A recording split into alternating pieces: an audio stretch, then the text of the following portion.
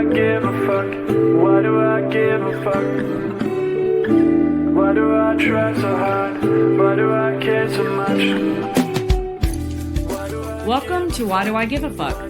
A cross-cultural conversation between myself, Diane Tate, and Johanna Thompson. In these times of great struggle and possible shift, we ask ourselves, why do we give a fuck about any of it? How does the lens we see the world through impact what we see? And what do we do about it? Well, welcome to all of our listeners and to my colleague and friends in this conversation. How is everyone today? We're good. Oh, glad to be here and coming off of our other two episodes where we got to spend time in South Carolina. So this is so appropriate to continue the conversation on with one of the guests that was in our circle so that we can build out some more relationship building and some more sharing information with each other. And we come to this conversation today so that we can kind of deep dive into some of the conversations that we got to have in our circle and some of the impacts that come out of our circle. And so we have Dr. Tiffany Harris that's with us today. And I'm going to pass it over to my colleague, Diane, to say hello, welcome us into the space, and also introduce our guest today. Yes, we're so excited. We haven't had a guest on in quite some time, so we're very excited that you're with us, Professor Harris. And I'm just going to do a really quick intro. Professor Octavia Harris is with us. She was with us on our Charleston episodes, as Jay mentioned, and quite by chance, we were very excited to have her join us on the day of. She was the lovely surprise guest that came and joined us for the episode. But she is a professor at the College of Charleston in Charleston, South Carolina. And so I am going to take a moment to read her bio from the website there. So Dr. Tiffany Octavia Harris is an assistant professor of educational and social foundations and affiliated faculty in the African American Studies, Environmental and Sustainability Studies, and Women's and Gender Studies programs at the College of Charleston in South Carolina's Low Country region. She is a down-to-earth Kamya from Atlanta, Georgia, who is grateful to learn from and with Low Country Binyas. Tiffany's background is rooted in her experiences as a former social studies teacher in Atlanta public schools, but also as a homegirl with Saving Our Lives, Here Are Truths, an intergenerational art-based collective celebrating Black girlhood. Professor Harris is proudly an inaugural mentor for Sisters of Septima, a teacher leadership initiative geared towards women of color. As a Southern Black Native or Afro-Indigenous woman from a working class background with invisible disabilities, she investigates how social and cultural foundations in society relate to schools, which I bet there's a lot of work to be done there. Tiffany's interdisciplinary scholarship intertwines autoethnography, culturally relevant pedagogy. Yeah, I know. Woo! Culturally relevant pedagogy, Black girlhood and feminist studies, digital humanities, indigeneity, speculative fiction, traditional ecological knowledge, and the U.S. South, all fused into teacher education, which you just blew my mind as a teacher myself. She therefore intentionally examines perspectives outside of education to address schooling disparities by envisioning pedagogy as activist, ancestral, environmental, metaphysical, familial, liberatory, and spatial elements. Yes. First, let's take a moment to clock it. I'm telling you, man.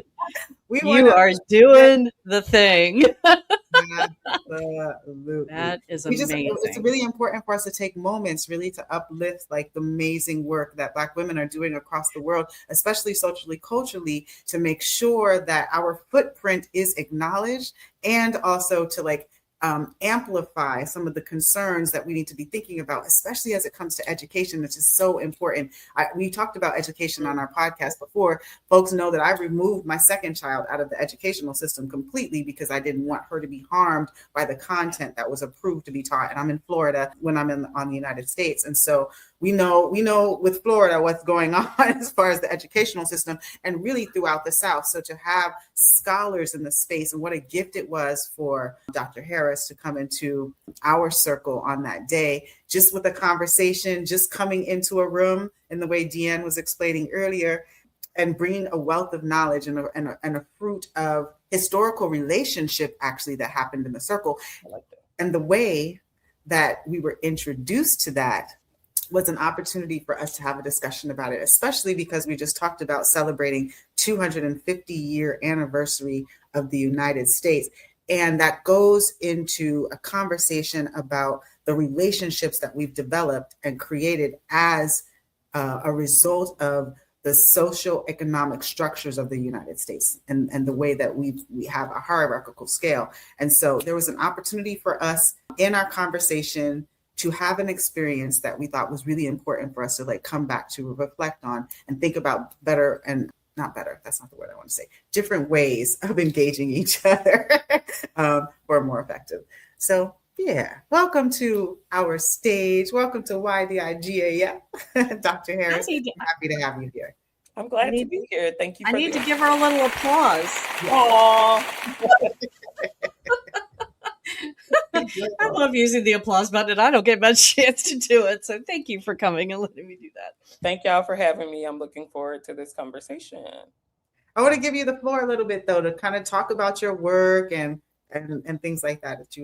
I thank you for reading the bio. As I mentioned to both of the hosts earlier, that is a recently updated bio. So I write the bio myself, and I write it in third person and trying to imagine folks on the other end taking it in. So it's an interesting task of how you pitch yourself to other people, right? And it's what do I want people to take away that I'm doing? Ultimately, I would say that my work is connected to us thinking about our humanity, especially the humanity of Black and Indigenous people, but then how honoring that humanity then is good for everybody, honestly. In addition to that, is teaching these really complex topics to students, right? As Jay mentioned in the well, both of you mentioned, but Jay, you mentioned taking your daughter out of school system in Florida. How do I mention this to people who are entering college, who may or may not have ever had a Black teacher in their life? Because statistically, the teaching field, according to the National Center for Educational Statistics, is 80% white. So for some of my students, I'm the first person of color, first Black teacher that they've ever had in their life. It also makes me think about when we first met, when you all were in Charleston for the viewing. I was there to meet another guest who was a part of the circle, Akua Page, and she was doing a documentary, Sunflower, or Geechee Sunflower, and I was really excited. She put out a call, Black Southern women's relationship to land. I was like, yes, I'm down for this. I had no clue. I had not been to the Jenkins Youth Center campus before. I know I heard her talk about it. So I just saw cars at that building. So I was like, oh, this must be where Akua is at. And I feel like I stumbled in to you all's conversation, but glad that I was there. So I guess another thread that I try to approach is anything related to community, which is how I met Akua, and also just the fact that I'm a teacher. I know when you all first met me, you were like, you're a doctor, you're a professor. Yes, I did work really hard for it. Yes, it is an accomplishment. Believe it or not, Black women we have the highest amount of PhDs, yet we're very small within academia. So very oxymoronic there. But I think what I try to lead with is that I'm a human first. I don't think I should be given preferential treatment just because I have a PhD. Black life, Native life is valued regardless of what your status is in society. Thank you for that. That's absolutely, and we give an F about that. We give Yes, an F we about, do. one, about achieving some, the educational goals, but then also recognizing the humanity and the indigeneity, excuse me, not the indigeneity, but the humanity of all of us, regardless of where we fall on our educational spectrum, because we have lived experience that is as valuable. And that's what I was talking about when I was saying our indigeneity. We have lived experience that is as valuable as the experience that we get going through an educational system. Absolutely. United That's States. what the autoethnography is. Yes. You did a great job of saying it. I should have prepped you ahead of time. Oh, I knew I was going to some at least one of those words. I did pretty well. That's exactly what that is. I basically examine my life, right, as data to think about how can we think about social and cultural critique of the world. That's wonderful. And we all should be doing that. It's a wonderful reflective practice. Yes. Examining our lives and recognizing the data that we offer into our larger data sets. That's actually being collated as we continue to play on our technology and use our AI. All of that is really being coalesced together. But that allows us to do a lot of community building, which is why we have to have this conversation today, because I don't know if folks are able to observe this either visually by watching us or listening to us, but Dr. Harris and myself are having this engagement. We're having this conversation. And when Dr. Harris walked into the room, I think I was probably the first person that was like, hey, what's going on? You here? You're here to join us in our circle. And there was this organic camaraderie, this familiarity, this that Dr. Harris and I immediately, jumped into as we were introducing ourselves to each other in that moment. And Diane was there. And I'm curious, Diane, I'm going to pull you into this conversation. As you were seeing that engagement between myself and Dr. Harris, what was your experience of that? What were you feeling in that moment? Well, I have to say I was probably a little out of body because we were just about to record this episode that we had been working months to put this together. So I had a lot that was probably taking myself out of myself a little bit in that moment. I was very excited to meet you, Dr. Harris, and was so excited when it all kind of came around that we invited or asked you if you would like to join us in the circle. And you were like, absolutely. And we had a time of leading up to this where we had invited other people to be in the circle, and some folks had dropped out. So our numbers were this, and then they dropped down to this, and then they had started to fill into this. And then, so I was very much in my logistics head, which is where my left brain tends to go in terms of planning something. So I was very excited to have another person there that is going to be in the circle, round us out to 10, that you were coming with this wealth of experience. And as a professor from College of Charleston, I felt like as I was thinking about who we were going to invite, thinking about all the different voices and trying to get different angles or different perspectives from different guests, I felt like it was just synchronistic that you were there and that you could fill that spot. I do remember there was a moment in my excitement and apparently another person's excitement, which is funny. I don't even remember that part of it, that that I know I interrupted you a couple of times as you were describing your very short bio life story to Jay. And apparently there was another woman in the circle that was also doing the same, which I didn't even clock. I didn't even track. I only remember myself doing it. And I know that Jay asked me to be quiet so that you could finish your thought. And Diane is being polite, y'all. I'm just gonna name that out here in these streets. Okay. I was like, white ladies, be quiet. Yeah. This woman is speaking. Hold on, stop it. So that's really actually what happened, because and the reason why I asked Diane how she was feeling in this moment, I want to go back to an earlier episode that we had when we were talking about the nod, right? And we really explored, and when I say the nod, Dr. Harris, you know what I mean by the nod. The nod for those who haven't listened to our other episodes is when people of the same cultural context come into community with each other. They see each other and they give each other a nod of acknowledgement. I know that you're here. You know that I'm here. We got each other. We in the same space together. And especially when we're in environments where there are other folks with us. So the nod. So Mixed in this company. moment, Dr. Harris and I were having an extended nod. And we were I was celebrating the fact that she was a PhD, because to her point, yes, a lot of Black women do have PhDs, but a small percentage of them in academia, a small percentage of them getting tenure. And so I was in a very celebratory moment in that. And I was very excited to hear about the studies and the learning and all of that. So we were having an engagement. We were having a nod, extended nod. And whereas Diane is communicating that she was in the outer body preparing for production and all the structure, I was in the, yo, sister girl is here. Good. We can have her in the conversation. She's going to bring all this richness into this conversation. I was like super excited and very narrowly focused on that. So having two other humans interject as Dr. Harris was communicating who she was and telling more of her story, I did in my body start catching frustration. And so when I say that Deanna is being polite, I was very aggressive in the hold on, be quiet, ladies. This woman is speaking. And then they were quiet. And then Dr. Harris could continue saying what she needed to say. So there was a moment of tension for me in that moment, of an experience of Black folks being in space, white folks coming in, because both of the Deanne, for those who could see her, is white identified, and the other person was also. No, the other person was a Black woman. No, yeah. It was no. It was I cannot remember her name. Oh, was it? Okay. Then when you and I had our DPRAG about it, then I was thinking it was somebody else. I was thinking, no.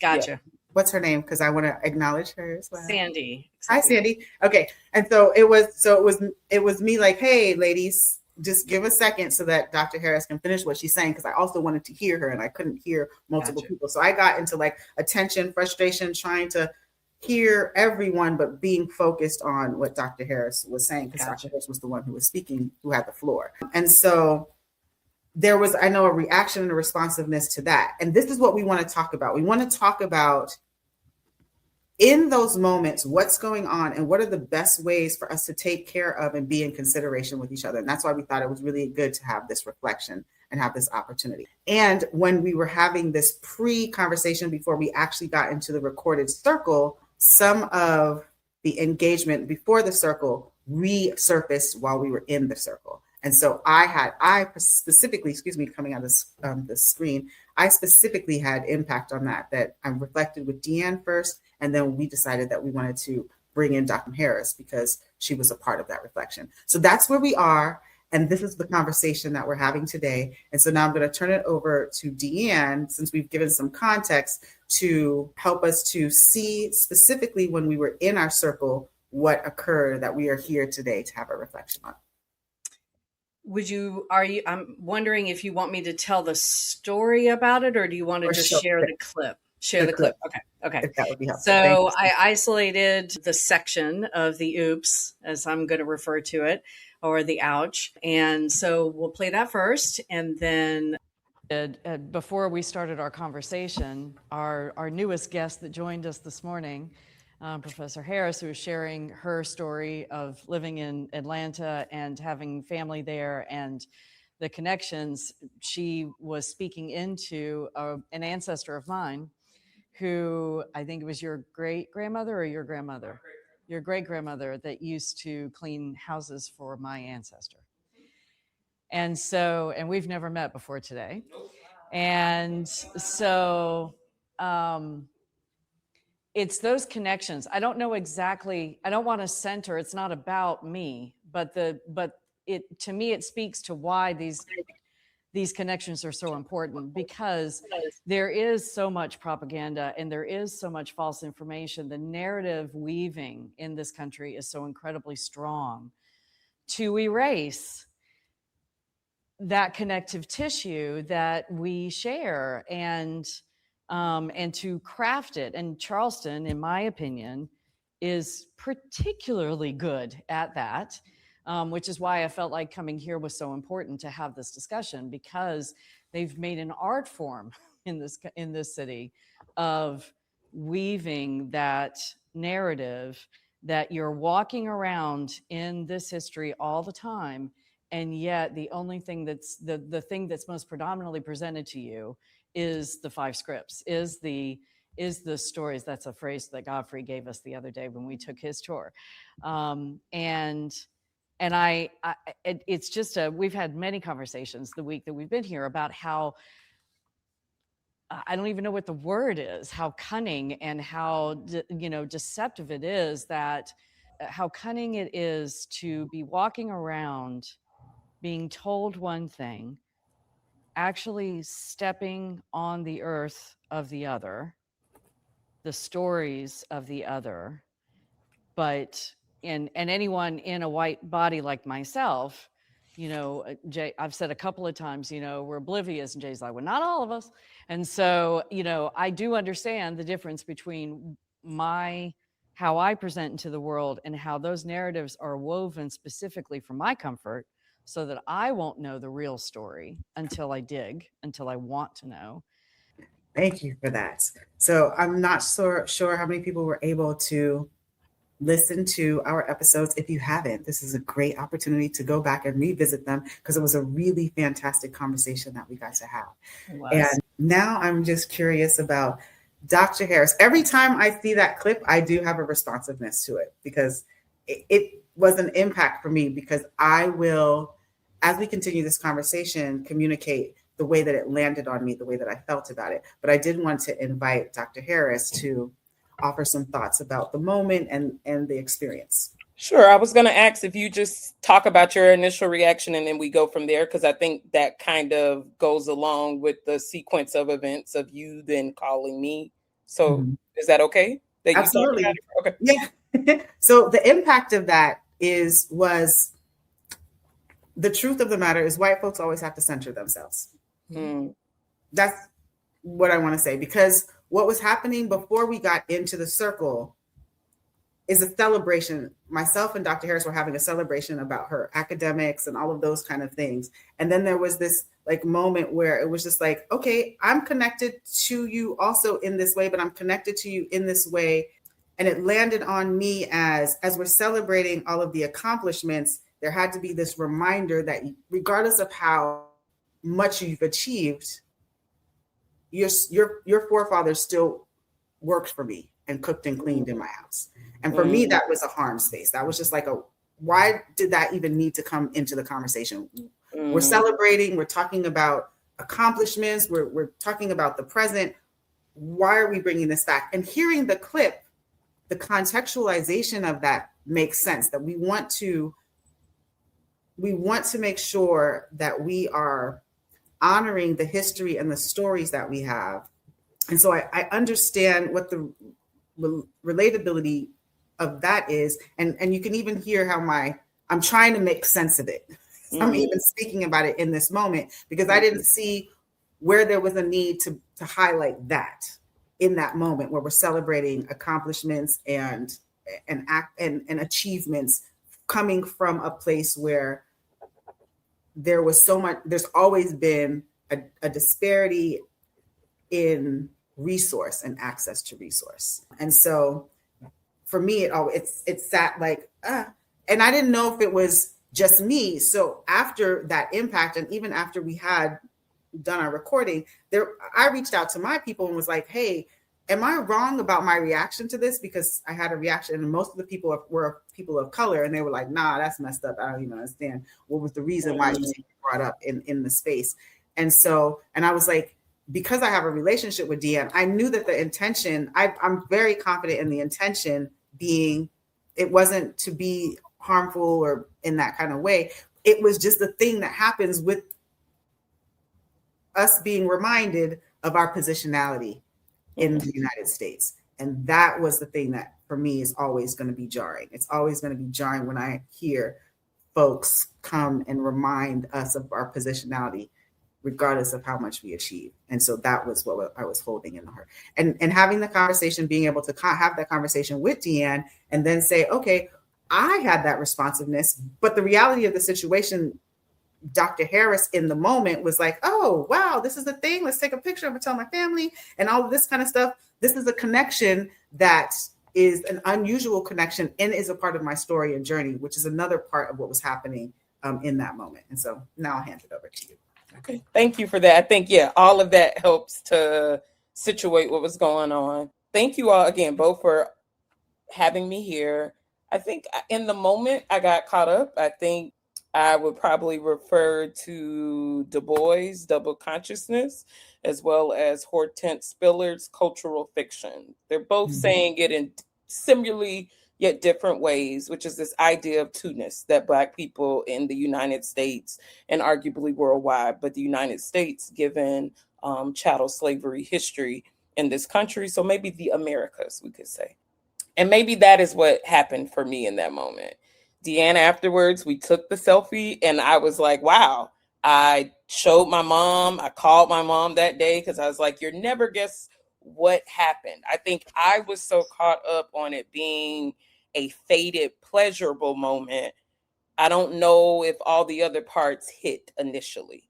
And I think in some ways that speaks to the experience of what it means to be Black in this country, which is you have to learn how to, I'm going to go back to Diane, the outer body. We often have to be outer body. Like, is this happening to me in that moment? And perhaps I am so used to being outer body in different ways that when Jay called and when you talked it out, I'm like, well, maybe, I didn't even consider all of that. I think because what I've also learned is whiteness is going to center itself. And I'm so used to that I've learned to try to take the sweet spots. And I think I was so stuck on, as you read my bio, the ancestral connection, that was where I was on the high, that I the other parts probably maybe I didn't think about as much. It makes me think about my family. Now I live in Charleston and now I live around a bunch of plantations, but my family took a trip. We're from the Atlanta area. We went down to the Georgia coast. So basically the low country of Georgia, still a part of the Gullah Geechee Cultural Heritage Corridor. And we went to Halford Bradford Plantation. And I was still in grad school then. And I was kind of like rolling my eyes because I was like, I don't like how these people are curating the space. I don't like what's being said. Is this, like the real history kind of thing? So my family knew I was a little grumpy and not necessarily happy to be there. But as soon as we got inside the house, I saw my mom's face light up. And her face lit up because she said, that's my grandma. That's my grandma. She saw furniture that reminded her of, and I have to correct myself. I realized in the taping, I say great grandmother, but she's actually my great great grandmother. Her name is Katie Davis. So I want to take time to honor her. We call her Mama Kate. My family, I called my great grandmother grandma. It's a whole thing with relations there of how we name people. So I have to think about it. But my mom was like fixated on, that's my grandmother's furniture. And I remember the rest of the time I lit up. I was bothered. She saw my grandma in that. And I'm like, wow, in this place of what we know chattel slavery to be, horror, right? My mom still was able to have a moment of joy out of it. It kind of makes me think about the movie Down in the Delta. The family has the candelabra. It's an excellent movie. I would recommend it. It's like 90s, mid 90s. I think Alfred Woodford is in it. But there's like a family from up north. They send the child down to the South for the summer. They go to Mississippi and they kind of find out this family legacy of one of their ancestors was sold for a candelabra. And so that candelabra became an heirloom that they passed down to each family member to say, hey, this is what someone saw our ancestors' life as significant as. So I think for me, it took me back to that moment. And it can be a teaching moment. It's layered, right? And Deanne, I do want to compliment you. Looking down at notes, sorry, that's the academic in me to not, if you all remember during the tape, for my brain not to ramble, I have to. I do appreciate in looking at the taping, you saying connective tissue and you saying it's not about you. But I think Jay is also reminding us what are those insidious ways that whiteness can still be centered, and how do we all work to actively decenter it? Yeah. Thank you. That's powerful. Yeah. Thank you. The active decentering of whiteness on U.S. territory, which is a really difficult thing because U.S. territory is based on the comfort, is exactly what you said in the video, Diane, the comfort of whiteness, white comfortability. And so how is it that we can acknowledge that and think about ways that everyone can feel like they belong, so that it's not just focused on white comfortability in the spaces. And so now I have to turn that over to you as our resident white person in this space. Let's make it from this conversation, what are your thoughts that you're having from out of it? Lots of thoughts. I think I want to say, first off, thank you to Dr. Harris for, Jay and I had a very in-depth conversation as we were deciding how we were going to move forward with this. We were talking about, do we cut the clip out? Do we leave it in? I was like, let's leave it in, because if I screwed up, I want to be held accountable. But then ultimately it was like, we need to ask Dr. Harris if this would impact her, because if it was going to cause more harm to you, then absolutely let's cut it out. But then we need to have a dialogue about it. So thank you for being a part of all of this and this process and giving us a chance to further unpack it.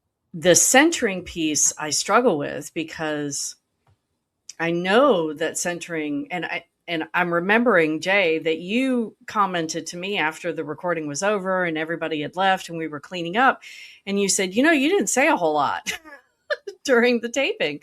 And I said, well, I was trying to make space for, we had 8 other people. It wasn't just the 2 of us. And I was one of 2 white people in the circle. And so I was conscious of not taking up space.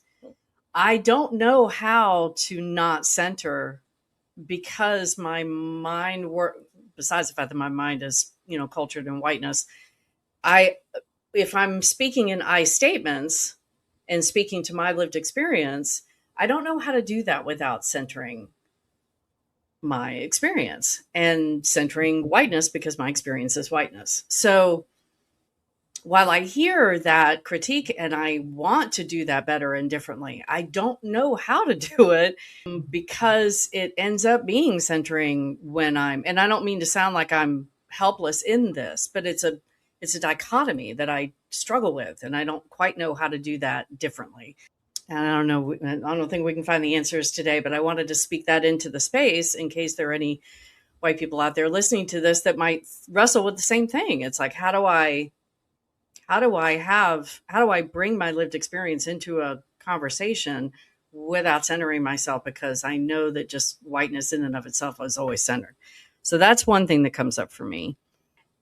And I, in this podcast, we really have, Jay and I have always, even before we decided to do this, have always wanted this to be about modeling how to have these conversations. And so when Jay spoke with you, Dr. Harrison, and you were open to having a dialogue, for me, it was an opportunity for us to have that conversation on air so that people could see it. I am feeling compelled to apologize to you for that moment. There was a sense of relief for myself after Jay had a dialogue with you, and I was able to talk to Jay and find out how it went when she relayed to me how the conversation went.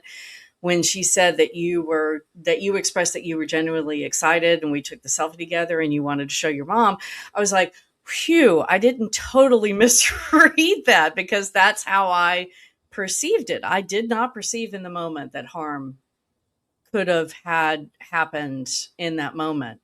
And so there was a sense of relief that I felt when Jay relayed to me that you had expressed that you did feel the things that I felt, that two-ness, I guess. I felt the moment that you were in the moment before you had maybe the chance to reflect, or before Jay brought you into that further dialogue. And I also understand in watching the clip back, when we first got the rough cut back and we were watching it, the concept that harm happened in that moment. The diminishment of, by bringing that in to the dialogue, it was me putting you in your place. I see how that can be perceived. And that is where the apology comes in. That absolutely was not my intention, but I have learned that intent does not lessen impact. And so it doesn't matter what my intention was. The harm was there. And having this conversation with you live and on recording is my way of trying to make amends and know that I will take this lesson with me and fold it into my learning to maybe do it differently next time. So I acknowledge it. Thank you so much for that. absolutely. Yeah, I think it's a complicated thing, right? And I think we are all constantly learning, unlearning, relearning all of these things. And I don't know if I know how to teach white people to not decenter themselves, right? I think that's something that white people have to do amongst themselves, right? There are all kind of how-to guides too. I think this is in an age of internet. I think about this at work often. I bring up issues and people are like, well, I don't know what to do. And I'm like, you gotta get on the internet for everything else. So I think that this could be a moment, and I'm not saying this of you directly, I think just in general, perhaps it's an invitation, right? Of how do we get online and read different books about decentering whiteness? Do we make it a book club? Do we do a watch party of a movie like Get Out or something, and to think about it? Because because we laughed. That's the movie that kept getting mentioned. Exactly what we do on this. We do that. We talk about Get Out. We talk about the movie. Yes. So, and I love movies, right? I love movies for precisely that reason, that visual representation. But again, that two-ness, I can watch a movie and have a whole nother takeaway from it. And so I think it's a call for how are white people who are committed to this work, what are they doing individually, but also collectively with other white people? I think this is what I also try to challenge my students to do. I'm not going to say it's easy, but it's different to do it in a space where we say we're all social justice oriented, we're all allies, we're all whatever language we want to use. It's a very different thing to then go to maybe some loved ones who have not said nice things about the other, as you mentioned, growing up. For me, that's the dirty work. That's where we really got to sit, and that's where the change happens. Yeah, absolutely. Thank you for that. And this is what I do appreciate about the opportunity for us to be on this platform and having this conversation, because it is a model. We always go back to, let's have these conversations so that we can also show that you can have them and the harm not be what people have an expectation of, right? And it's also people sitting here in consciousness. This is not just something that you can jump into and decide that you're going to do in community. This is like work. This has been time. Again, Diane and I always talk about, we have had years of relationship building to a place where we can be honest, where even though I had the impact, I didn't immediately have a conversation with Diane. I had to I had to think about, how am I going to approach it? I had to speak to other people to make sure that I was not, that the way that I was impacted by it resonated, that it wasn't just me having that impact, because I have such a relationship with Diane. So I had to check in with myself, and all of that maneuvering for me felt like historically the spaces I've had to negotiate in places. And so then it was just I have a person that, even I'm in this negotiation, other white identified humans that I've had this experience with, I did not. I didn't. I just let it alone and chopped it up to what it was. But because there's relationship, it was okay, I know that I can say this. And it was perfect when the video came, because then I could also see, and hear responsiveness in the circle too at that moment. So seeing and hearing the responsiveness in the circle says we can't let when impact is visible, we can't let it just pass by. It's important for us to stop, to breathe, and to reflect, and to say, how can we address this with each other so that we can be more aware? Another component of this that was very interesting is in our post conversations, asking in the moment what the actual feeling was and the need and communication. So I'm hearing out of body experiences, but there was, if I may, there was a moment, and this is my personal curiosity about things happening for reflective check-in. Okay. There was a moment where I asked Deanne, Deanne had communicated to me, I was surprised at Dr. Harris's responsiveness. And in that moment when I was like, well, if you were surprised at the responsiveness, then there was a part of you, this is my brain thinking, there's a part of you that might have known that there would be harm in it. And so if that is existing in that moment, what is the benefit then of even communicating it? And that is what I'm talking about, where automatically and culturally whiteness centers itself. And I think it's important to bring that up, because it's not the first time that this has happened with a white identified person. I had another experience where some stuff was going down, or somebody was talking about something, and I'm in space with white people. And to your point, Dr. Harris, white folks holding themselves accountable with each other on what the reflection should be. And I'm in a space with white people, and this communication is happening, and this man says something, and I'm like, I'm having the same impact. And then when I have the post conversation with them, another person I have a good enough relationship to address it with, I'm like, but did you know that it was going to be harm in that moment? And if you knew that people were going to respond in that way, what is the thing? Like, what is that thing that makes it, I'm going to say it anyway? Where does it come from? Is it unconscious? Or is it just because we have like this hierarchy of our social connections with each other that it just happens? It's just a microaggression just happens. And that I'm always trying to figure out the root. I'm always trying to figure out the root in that space. Like, yeah. Would you like me to offer a response, or? I mean, I hear what I heard you say, a couple of things that stood out for me in what you just said. First thing was that my surprise of your response, Dr. Harris, when we figured out that connection before we started recording, that my surprise maybe should have let me know that it was, that should have given me some sort of message about the possibility of harm with that circumstance. And of course, I'm looking at it hindsight, right? Which is always, different than in the moment. So I'm trying to think about like where my head was in the moment. And I mean, again, I'll go back to the out of body, the logistics, thinking we're about to record this episode that we've been working months on.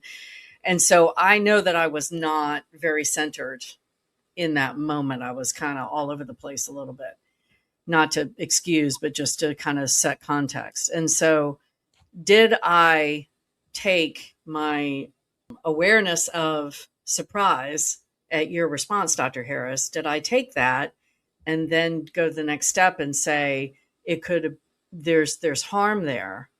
And no, I didn't. I don't know why I didn't. I don't know that I could speak to why, but it's definitely an interesting nugget of transition in my own brain to maybe reflect on and try to, I'm always trying to, in unpacking my whiteness, I'm always trying to like come up with processes of how to do things differently, because so much of it is instinctual or rote, because I'm so deeply indoctrinated in all of this that a lot of times it happens without forethought. And so how do I create the gates, if you will? I've used that term before in some of our dialogues, Jay, that I have to go through to stop myself from causing that harm. And that's going to become one of my gates, is if I'm surprised by somebody else's behavior or response to something, that I don't necessarily need them to confirm for me that there was possible harm. I can just see the potential for that based on how I responded and do it differently going forward. And so thank you for that. I appreciate that. And then I also, to your point, Deanne, thank you for being able to be vulnerable enough to communicate that, because I want to be realistic about what we're talking about. We were in an organic conversation. All of this stuff, when you're just having and meeting people, all of this reflection is not going to happen. So let's just be clear about all of that.